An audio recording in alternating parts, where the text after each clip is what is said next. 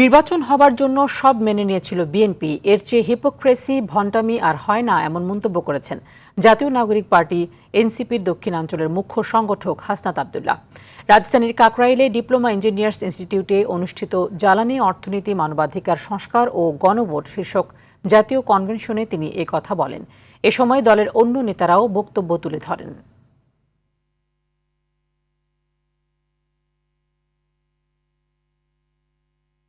সংসদের মাধ্যমে সংশোধনী আর গণপরিষদের মাধ্যমে নতুন সংবিধান এর মাঝামাঝি একটা আইডিয়ার ব্যাপারে আমরা একমত হই, সেটাই ছিল সংবিধান সংস্কার পরিষদ। ওই দিন জনাব সালাউদ্দিন সাহেব বললেন নির্বাচন হওয়ার জন্য ওনারা তখন যা বলেছে সেটা মেনে নিয়েছে। এর থেকে ভণ্ডামি মানে উনি একটা সংসদের মধ্যে দাঁড়িয়ে উনি ওনার ভণ্ডামি, ওনার হিপোক্রেসিকে জাতির সামনে প্রকাশ করছেন। গভর্নমেন্ট যেইভাবে যাচ্ছে এটা খুব সুখকর এবং দীর্ঘমেয়াদী কোনো ইতিবাচক প্রভাব রাখবে বলে আমার মনে হয় না।